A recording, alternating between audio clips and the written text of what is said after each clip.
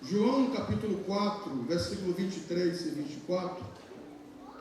Nós entramos no mês da adoração e o tema desse mês é de multidão a discípulos, a comprometidos. De multidão, por favor, o primeiro slide, esse não é o primeiro. Isso, o primeiro slide, ok? De multidão a comprometidos. É o tema desse mês, no mês da adoração. Diga, de multidão a comprometidos. Agora sim, vamos para a primeira semana. Eu quero ler com você João capítulo 4, versículo 23 e 24, que diz: No entanto, vem a hora, e já chegou, em que os verdadeiros adoradores adorarão o Pai em espírito e em verdade. O Pai procura a tais que assim o adorem. Deus é espírito, e importa que os que o adorem em espírito e em verdade. Essa é a palavra de Deus. Essa é a palavra de Deus. E nós a recebemos. Meus irmãos, o tema dessa semana é o anúncio de Deus. O anúncio de Deus é esse: Deus procura verdadeiros adoradores. Você que recebeu o informativo, essa semana nós iniciamos com a ilustração, falando acerca do brincar. A importância desse momento que a família tem, não é do brincar, em que um pai, por exemplo, combina com o filho de fazer aquela brincadeira de esconde-esconde. E a criança começa a contar, né? Vamos contar, corre lá, te esconde. Quem já não brincou assim? Até hoje eu brinco com as minhas filhas. E aí, só que quando a criança mais novinha ainda começa a contar 1, 2, 10, 50, estou chegando, não é? E às vezes esse é um momento tão extraordinário de que o pai ou a mãe ou quem está brincando se esconde aonde não tem como se esconder, não é? Se esconde para se aparecer, para se mostrar de alguma maneira, para ser encontrado. E aí o filho passa pelaquele lugar e aí percebe que o pai está ali, ou a mãe, ou o colega, e quando encontra, há um momento gracioso. Isso é muito bacana, isso é saudável. Eu dizia pela manhã que a minha vida e da pastora, nós como igreja, família, é uma vida muito corrida, a gente lida bastante, mas em casa nós temos alguns acordos. Como a gente corre bastante, as crianças às vezes nos acompanham nesse ritmo, pelo menos uma vez por semana. Nós temos o nosso momento de lá em casa, como é que chama aqui? É o cabra cego, né? Mais ou menos assim. A gente apaga a luz do quarto, nós colocamos a venda em quem vai pegar, e apagamos a luz do quarto, nós ficamos no quarto brincando, isso 11 da noite, né? Quase meia-noite. E aí nós ficamos escondidos, e é uma sensação engraçada, porque quando a gente percebe que o outro, né, Isabel está dando risada, ela adora isso, não é? E aí, às vezes, um sobe em cima da cama, tem um sofá no quarto, eles sobem no sofá, se esconde no closet.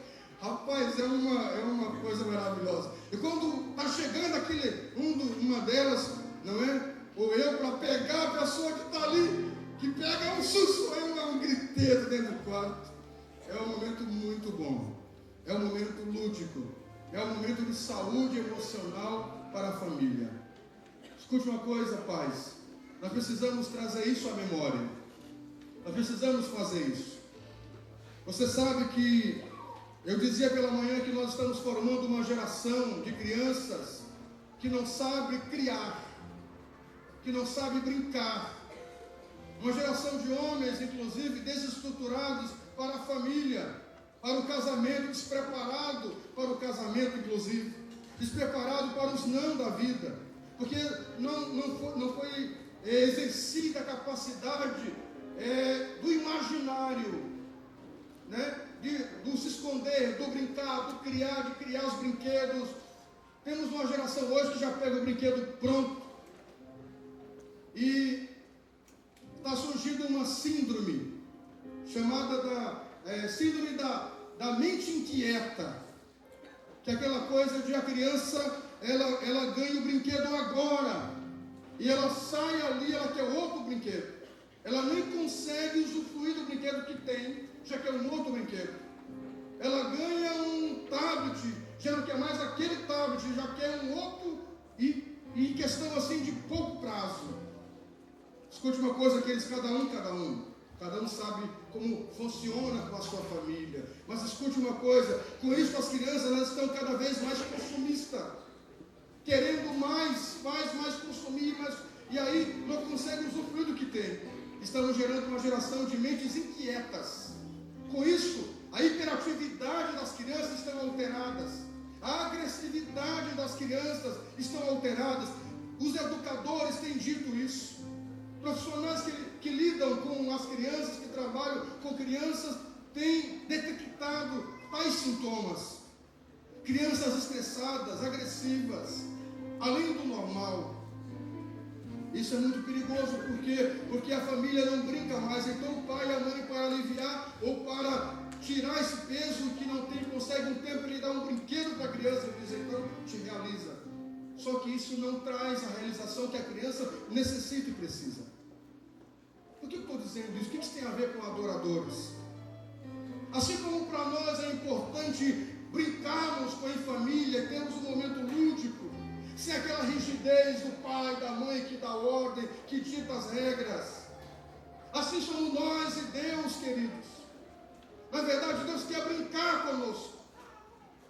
Deus quer ser achado por nós. Deus, Ele não é rígido, nós é que somos rígidos, mas no nosso imaginário, nós criamos um Deus rígido.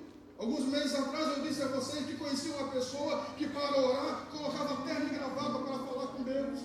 E chegava e dizia, oh Deus exaltado, excelso, extraordinário. Meu Deus, cheio de formalidades. E com Deus, na verdade, não é assim. Na verdade, Deus quer estar conosco numa brincadeira de pega-pega, de esconde-esconde. Mas ao mesmo tempo, Deus quis ser achado por nós. Deus diz, me procure. Quando Ele diz, clama-me, Ele diz, me procure. E vocês me acharão quando vocês me buscarem de todo o vosso coração. É isso que Deus quer dizer.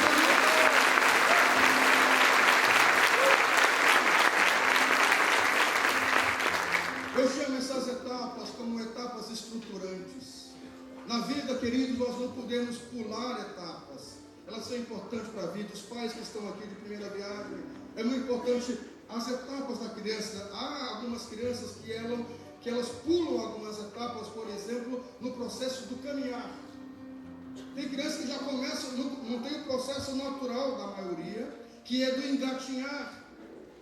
E o engatinhar, inclusive, é muito saudável, porque a criança vai se ambientando com o local onde ele está, vai se acostumando, vai percebendo espaço, vai percebendo estruturas.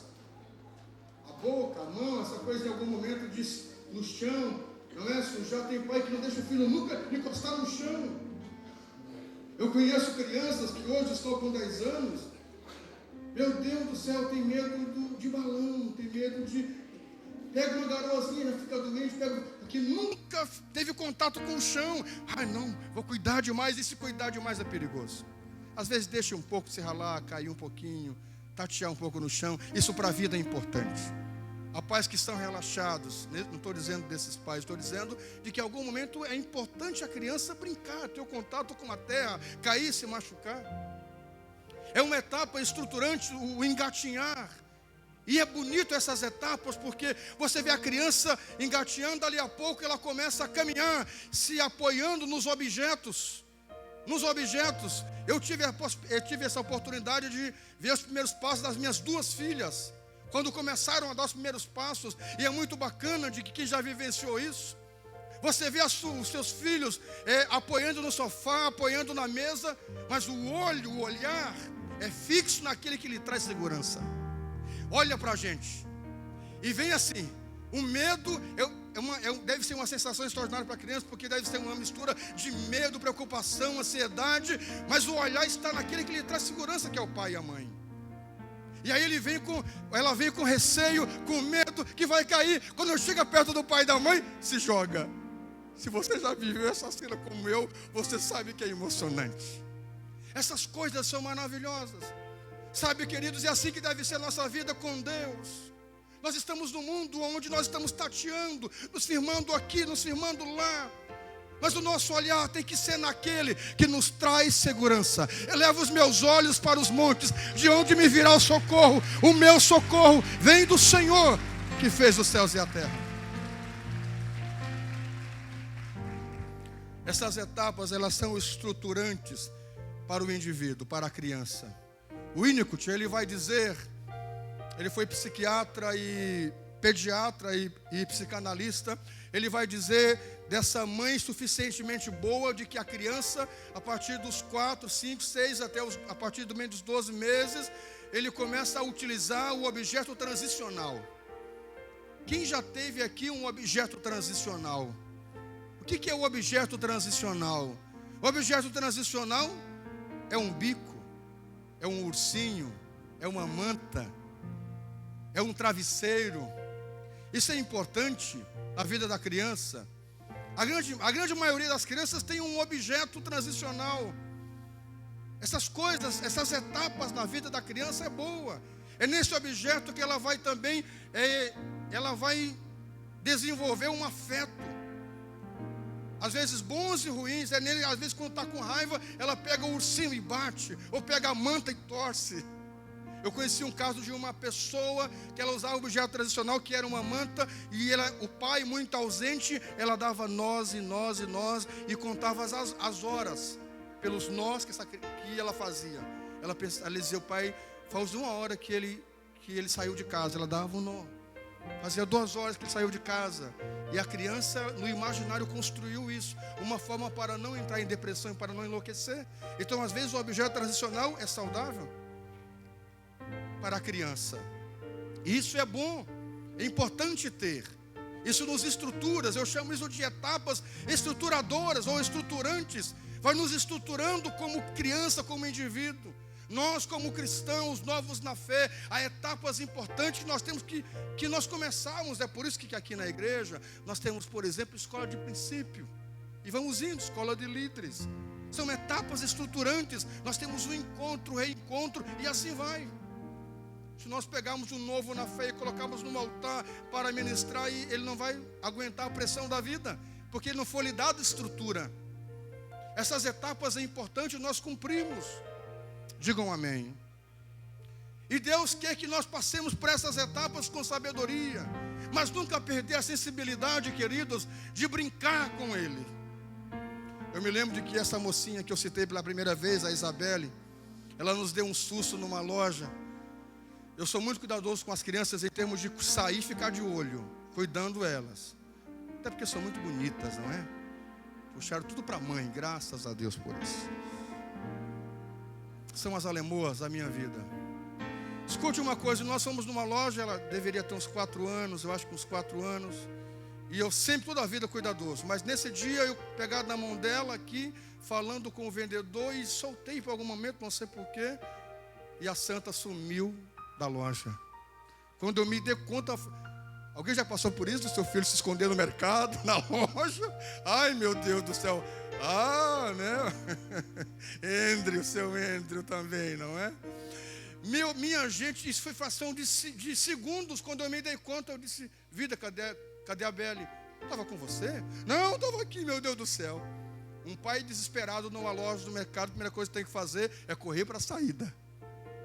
Então eu corri para a porta, acionei os gerentes, os vendedores. Minha filha desapareceu. Como é que é sua filha? Uma loirinha de um cálice virado na fronte, lá tem um cálice virado na fronte. Então, me achem ela, pelo amor de Deus, quase chorando. E aí, pense, procurar a Isabelle na loja, ninguém sabia da Isabelle, meu Deus. Eu disse, vida, fica aqui na porta que eu vou para a rua. Olhei na rua, andei na rua, sumiu a criança. Eu digo, meu Deus, perdi minha filha.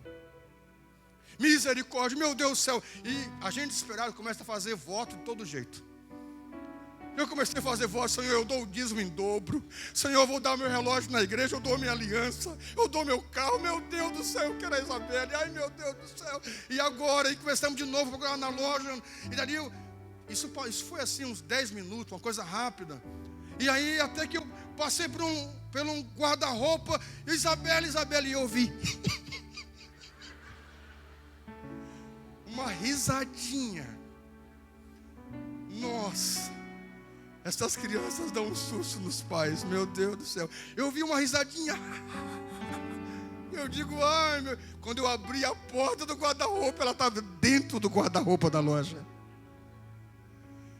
Eu não sabia que sentimento me veio naquela hora, de choro, de alegria, de agarrar, de abraçar, de dizer: oh meu Deus, guria, o que tu fez comigo? Quase me mata do coração. Essas coisas, elas nunca mais saem da mente da gente. Essas coisas são maravilhosas para um pai e para uma mãe. Essas coisas que Deus quer na nossa vida, queridos, de nós nos lembrarmos no tempo da nossa simplicidade do Evangelho, de não nos importarmos com as situações e brincarmos com Deus e chorarmos, de estarmos na sua presença, de adorarmos em espírito e em verdade. Deus procura você. Deus quer você. Deus quer o seu coração nesta noite. Deus quer falar contigo nesta noite. Qual foi a última vez que nós choramos na presença de Deus? Qual foi a última vez que nós brincamos com Deus? Qual foi a última vez que você disse: Deus, eu quero ouvir a tua voz, quero estar aqui, quero sentir o teu amor? E Deus quer fazer isso com você.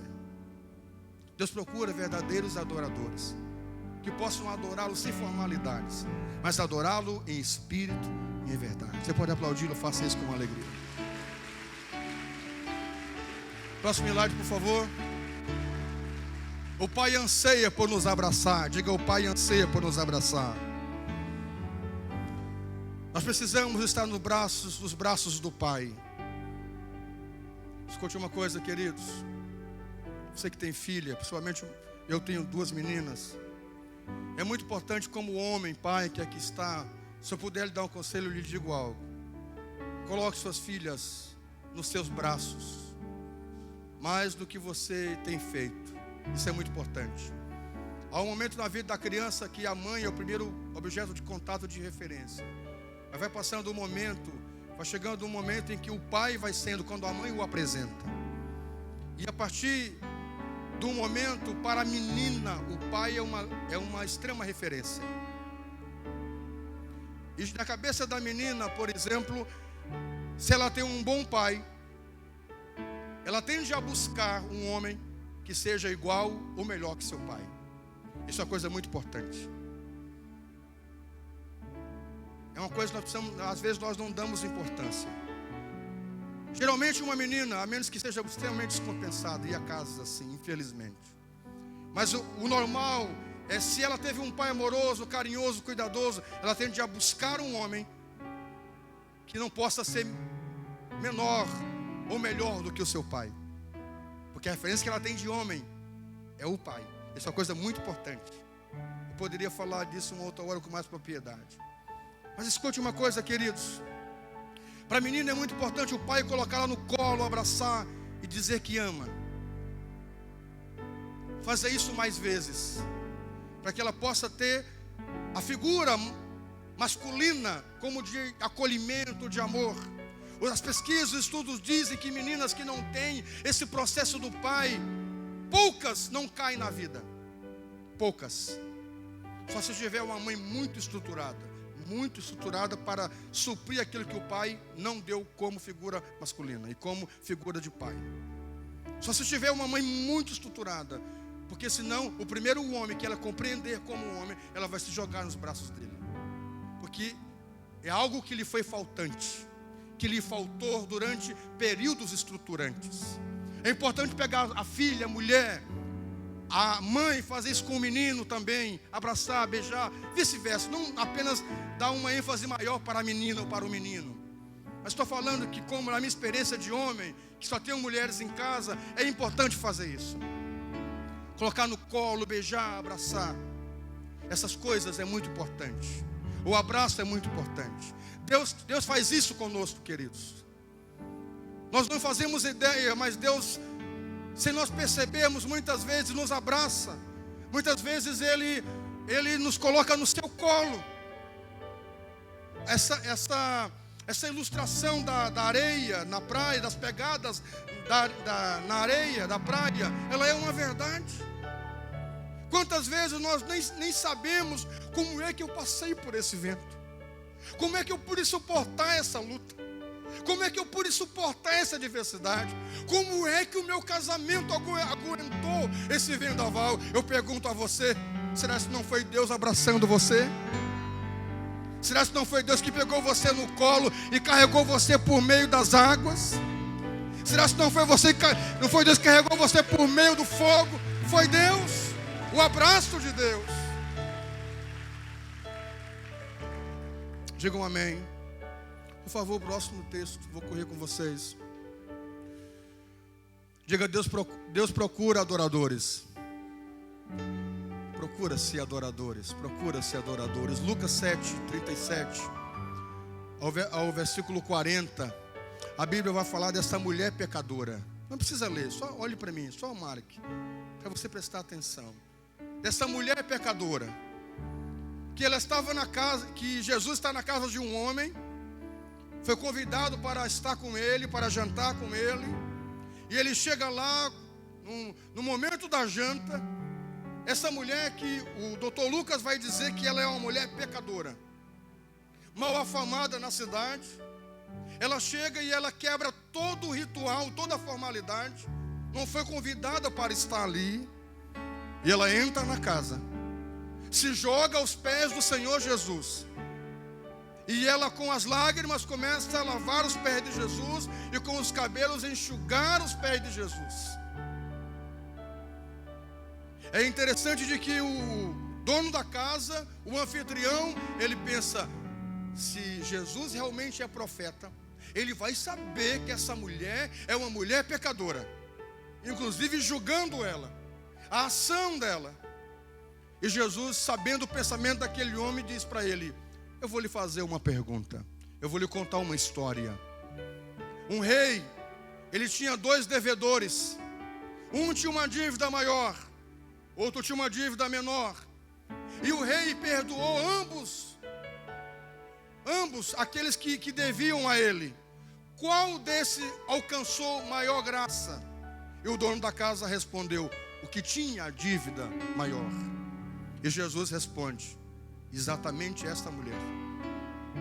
Ela pecadora, tinha maior pecado, mas ela fez, por exemplo, aquilo que você não fez. Eu entrei na sua casa e não tinha água para lavar as minhas mãos e os meus pés. Não tinha óleo para ungir a minha cabeça. E essa mulher está com as suas lágrimas lavando os meus pés. Não tinha toalha para secar as minhas mãos. E ela, com os cabelos, seca os meus pés. Uma mulher pecadora. Ela se torna uma referência porque ela quebra todo o protocolo daquela janta, todo o cerimonial. Meus irmãos, nós somos muito cheios de protocolos. Eu sei que tem que ter coisas que nós temos que organizar, tem que ter horário para terminar. Eu não concordo com essa coisa que as pessoas dizem, desses movimentos que dizem: não tem hora, só tem hora para começar e não tem hora para terminar. Eu não gosto dessas coisas. Tá, em algum momento, algum dia tudo bem, mas todos os dias não, as coisas são organizadas, porque Deus é um Deus organizado. Mas às vezes Deus, ele mexe com a nossa forma de ser, com a nossa estrutura. Aí eu sou assim, por exemplo, há um conceito, homem não chora. Bom, se é gaúcho, muito mais ainda. Gaúcho não chora, porque gaúcho é macho. Homem de bombacha não chora, porque é macho. Meu irmão, por que não? Por que não chora? Por que não se emociona? É por isso que tem muita gente doente e muito distante do abraço de Deus. Onde Deus está o procurando, Deus não consegue achá-lo. E nem ele acha Deus, porque ele está cheio de formalidades. Estamos cheios de protocolos. Não vou chorar, não posso me emocionar. Não, por que não? Queridos, nós como igreja, nós queremos dar o melhor conforto para vocês. a melhor música, a melhor apresentação no data show, a melhor iluminação, o melhor teclado, o melhor som, a melhor música, a melhor mensagem que nós pudermos dar para você, o melhor louvor, a melhor dança, a melhor apresentação, a melhor decoração. Mas tudo isso não pode substituir o que há de melhor nesse lugar, que é a presença do nosso Deus. Isso não é maior do que a presença de Deus. Eu dizia para os irmãos de manhã que eu cresci numa igreja. Eu nasci e cresci numa igreja onde era só um terreno. Não tinha nada, estrutura do templo. Era só um terreno e um tablado lá em cima, onde o pastor pregava. E eu, criança, ia para a igreja. E enquanto o pastor pregava, não tinha nem escolinha nessa época, que estava começando a igreja, ficava com a mãe brincando na terra, sentado no chão na terra. As pessoas levavam as suas cadeiras. As pessoas levavam os seus bancos. Não tinha poltronas, cadeiras. Cada um levava o seu. Quem não tinha, sentava na terra, na areia. E muitas vezes, enquanto o pastor pregava, eu ficava cavando e brincando na areia.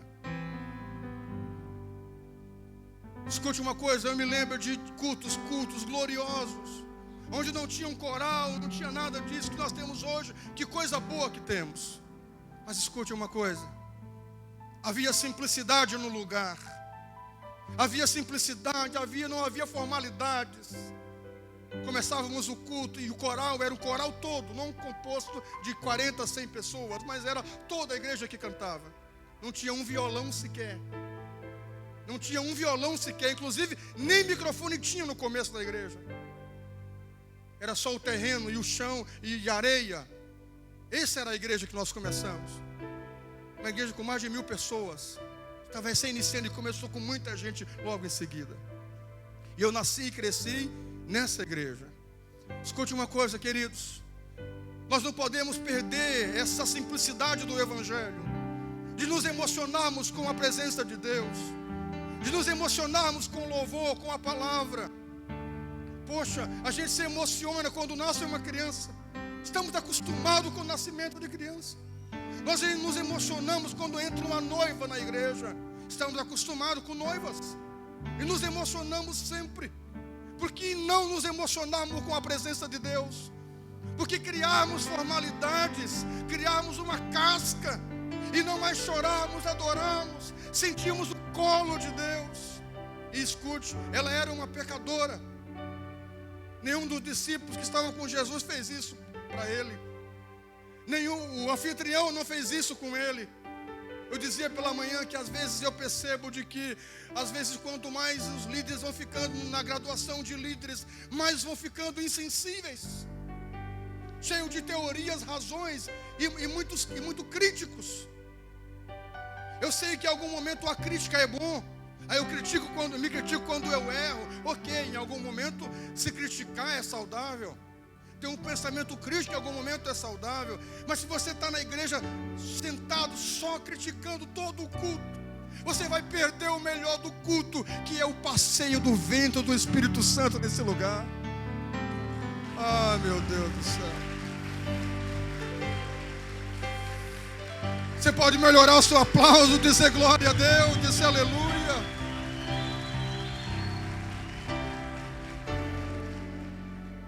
Escute uma coisa, essa mulher é pecadora e a mulher que vai até Jesus e ela quebra toda a formalidade e se joga e se lança aos pés de Jesus.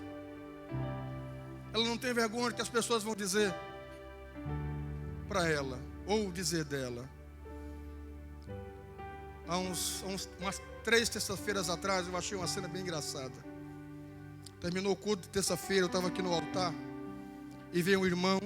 Eu estava cercado de outros irmãos para me conversar, atendê-los. E subiu aqui um senhor e disse: pastor, paz. Eu disse: a paz. Eu posso pegar na sua mão? Eu digo: ai, Jesus, ai. Eu dei risada e disse: como assim? Eu sou membro dessa igreja há 2 anos. E eu nunca tive o privilégio de pegar na sua mão. Eu não quero oração, não quero uma visita, eu só quero pegar na sua mão. E eu me espantei, e os irmãos estavam aqui, ficaram olhando, eu achei aquilo engraçado. E disse, tá bom, a paz. E ele disse, a paz. É só isso que eu precisava. Estou aqui há 2 anos, eu só queria isso. Lhe cumprimentar. Ter o prazer de lhe cumprimentar. E eu achei encantador aquilo, fiquei emocionado demais, engraçado. Que cena estranha, não é? E ele saiu e foi embora. 2 anos membro aqui, não sei se ele está aqui hoje. Os irmãos nós ficamos sem ação até. Eu imagino então essa mulher.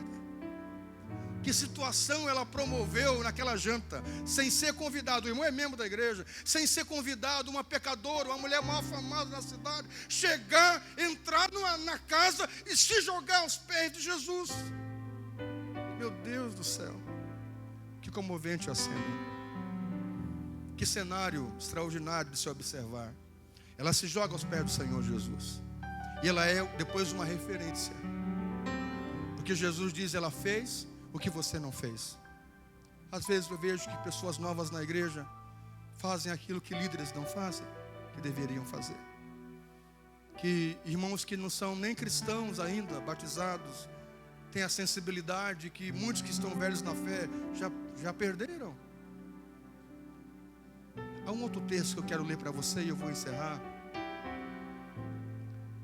Os adoradores reconhecem a Jesus. Essa imagem é a imagem dos 10 leprosos e do leproso samaritano que voltou.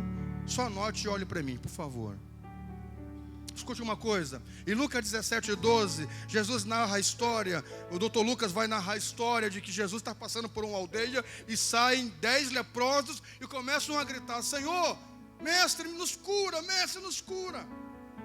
E Jesus diz a eles: vão e se apresentem ao sacerdote em Jerusalém. E eles recebem a palavra e vão. E no meio do caminho, um deles, que é o samaritano, que não é da casa, que não é o anfitrião, que não é o israelita, que não é o líder, que não tem título nenhum, o samaritano, no meio do caminho, reconhece que ele foi curado.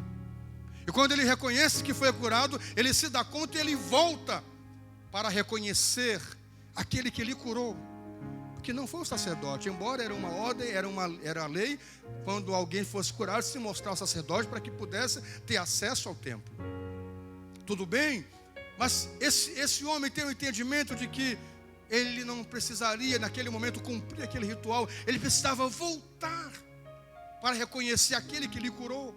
E ele não é o da casa de Israel, e ele não é o líder, ele é como aquela pecadora. E ele, à luz do dia, ele volta. Ele não faz como Nicodemos, que vai de noite, para que ninguém o veja conversar com Jesus. Escute uma coisa, queridos, eu quero convocar a liderança dessa igreja a nós voltarmos ao primeiro amor e ganharmos almas, e buscarmos as pessoas.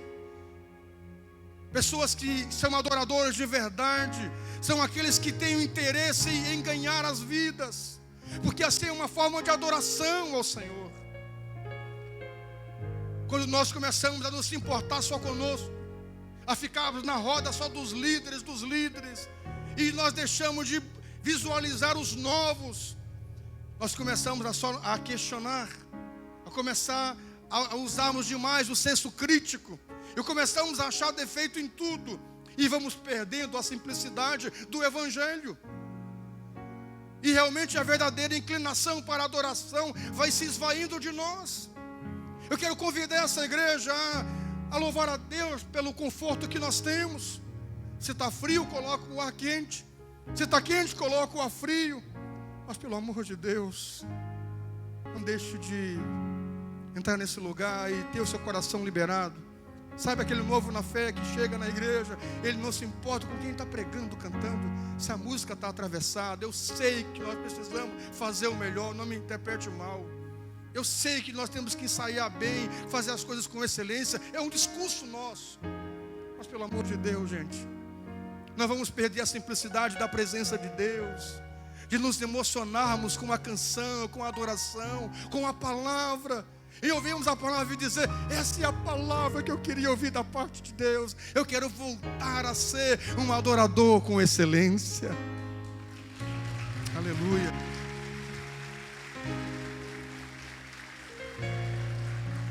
Eu vou encerrar. Se coloque em pé. Por favor, o pessoal do louvor.